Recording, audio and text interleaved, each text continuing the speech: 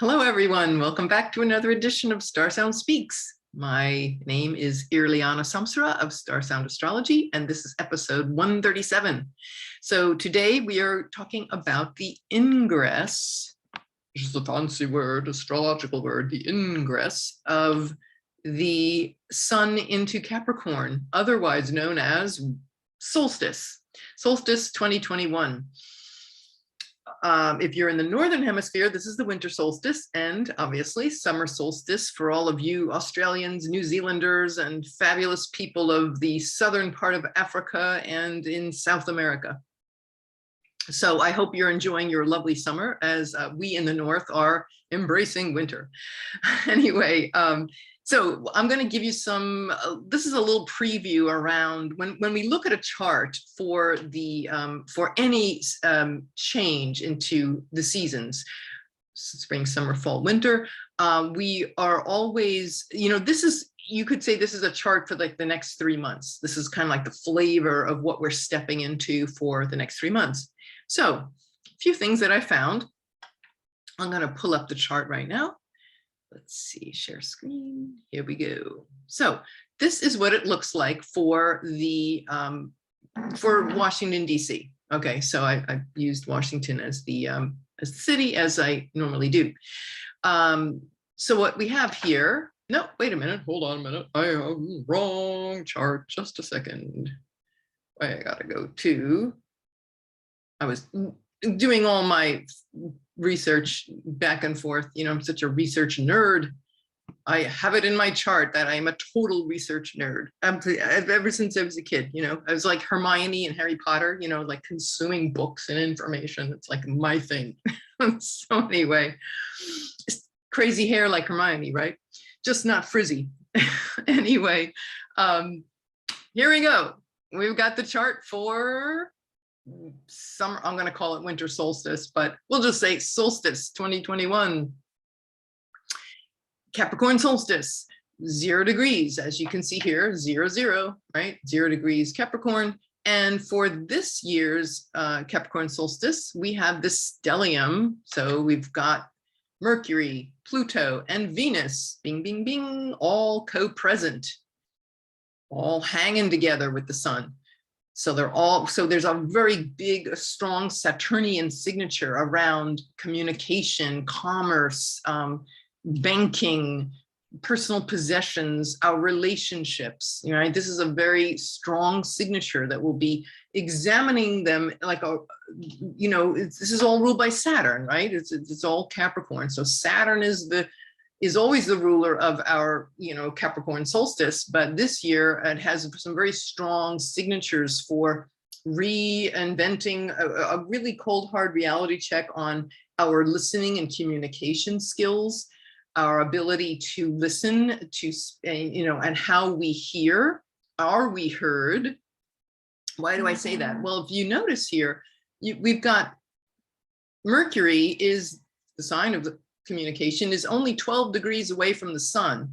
When it's that close to the sun, it's called it's under the beams, and it's not combust, which is like super hot under the beams, but it is when it gets out from there, when it's at 12 degrees of when it's 15 degrees away from the sun, then it's like our voice comes back, but right now Mercury is still, it's moving away from the sun, so it's getting a stronger, the sense of our voices starting to be heard again as the, as our voices of authority. It's like we have had, we are really examining, what are our beliefs around authority, and are we our own authority, and yes, of course we are ultimate reality. We are divine-like beings, and so this is a time where we're really learning to walk that walk, I would say.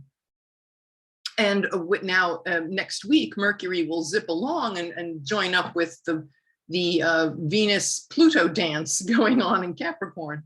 And so that would, again, it's like literally, we're lending our voice to this outrageous transformation. In the previous episode, I talked about the Venus retrograde. So if you haven't heard that one, definitely go back or re-listen. But it's very deep on a mundane level with countries and the plutocracy, you know, the wealthy class and the economy of world economy, of course, and our value systems and the banking systems. There's a huge rewrite going on with that mundane astrology. Personal transformation undergoing, right? We're looking at our relationships. We're looking at where are there toxic patterns, perhaps that we had never seen before, that are deeply subconsciously buried, and how we relate with others, or how we listen to others, how we connect with others. And so that's an outrageous, you know, these next couple of months, or until March 3rd, it's going to be quite an interesting journey. You know, we're already on that boat and it's heading down in the underworld. Christmas Day, Mercury, by the way, you know, Venus and Pluto will be exactly conjunct, and then it'll go again on March 3rd. But watch what happens right now, because this is definitely coloring the next 3 months, right, until the spring equinox. This kind of outlook around finding our voice of authority, that we are our own authority, our own. We must, you know, really be real with ourselves around our abilities to speak and to listen.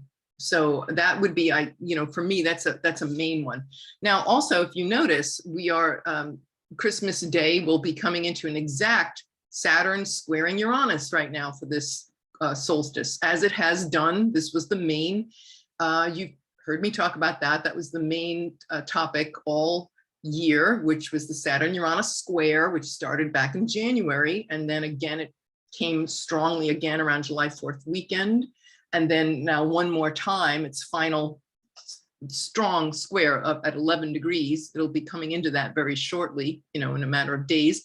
So that is again coloring the next 3 months, the fact that Saturn and Uranus, so this urge to change and the urge to individuate ourselves and establish that as our new foundation is a fully enlightened, individuated person, representing, you know, keeping the best of what has gone before, you know, the traditions and things that are strong and healthy and that serve humanity, honoring those things. I'm thinking of your Mahatma Gandhi right now. You know, he was such a great humanitarian. When I think about Aquarian energy, it's humanitarian, right? Unity consciousness. So establishing foundations of unity consciousness and being willing, with the square of Uranus, being willing to throw out and overthrow all of our stuck notions around what we consider important, especially when it comes to bling. You know, Uranus and Taurus is like, do you really need that bling? Do you really need all that stuff? Or, you know, how useful is it? And does it leave a carbon footprint? And how much of a carbon footprint? Is that really where, you know, if we had to transport, you know, bottled water from Fiji across the world, you know, and leave this humongous carbon footprint of fuel and tankers that are sitting at ports right now, you know, it's really loud in our face. So that conversation is going to be going on for this, the next few months. That's a very strong signature. So even though Saturn and Uranus will start to pull away after December 24th, 25th, the fact that it's here, this imprint for the summer, for the winter, summer/winter, wherever you are, solstice, is very strong, right? It's a conversation that has resonance for the next 3 months, particular resonance for the next 3 months. I'm also noticing that Jupiter, the planet Jupiter, is, you know, for the solstice, we are looking at for the next 3 months, the Jupiter in Aquarius. That's, you know, it's not conjunct Saturn, you know, like it was a year ago, but it's certainly the idea for human rights and truth, to support that a unified consciousness. Or are we going to use it to divide and isolate ourselves? Well, no. I mean, you know, the way forward would be to find amongst the polarized thinking that has been so, we have been so caught up in for the last few years as a nation, as countries around the world, is, you know, finding a place where we can, you know, you think about the, well, there was a great Native American, I saw this on a meme on the internet, and it was a picture of a Native American man, and he said, The left wing and the right wing both belong to the same bird. I love that. Isn't that cool? The left wing and the right wing, which we always think is so polarized. You know, where is it? Where's this going to meet? How's this going to come together? Well, considered all part of one bird, right? There's the unity consciousness. It's all part of something bigger. So we want to have faith, you know, with Jupiter in a very late degree, about to change signs into its domicile, by the way, next week. Do a separate podcast on that. But Jupiter in the sign of Aquarius in those late degrees is called like rights on steroids. And that need to have faith and confidence in doing the right thing, in creating a world that's better, a future-oriented world, which is with ideals, with the highest ideals of law and truth and justice. So that's a conversation that's really strong, that will be carrying us forward as it enters the sign of, so you can take that conversation about what's doing the right thing, building this our unified field, and becoming aware of that as the divine light beings that we are. And as it when it goes into Pisces, woo, it's going to be something. It's going to be one of the major signatures for all of next year. I can't wait to get into that more deeply with you in other podcasts, but in the next couple of podcasts. But yes, this is definitely a time about that faith. For the last year, it may have been like faith may have been, and hope and optimism may have been a little hard to come by, kind of like had to work for it. But don't worry, you know, we are going to be getting some divine grace. It's going to be more easily available to us in the days beginning around December 28th into the next year. Let's see. The other thing I would say too is just jumping back to the stellium and Capricorn. So this is a lot of this next few months is definitely about this incredibly deep restructuring of tangible assets in society. You know, when you think about cardinal Earth, Capricorn is a cardinal Earth sign. So it's the material realm, the world of material goods and material realms and physical tangible assets are undergoing this a real scrutiny. You know, with Saturn there, it's like, okay, let's get real. Let's get real about our society and what will it take to have an enduring, a society that's sustainable on so many levels, emotionally, physically, you know, environmentally. What is sustainable, and what pain bodies need to be healed? Well, we have been healing with BLM, Black Lives Matter is one very powerful example of where, and Me Too, you know, these are all getting, we're moving through this purification process of wherever it is that represents this wound that we've had, this collective wound of humanity, as well as where have we been wounded in our own, you know, our own genealogy, our own family structures. So this is a great, great time where we are visiting and revisiting and recreating relationships in a way which is healthy and sustainable, free of toxicity, free of a toxic patriarchal culture, and one that supports life. So that's very much what's up with this solstice.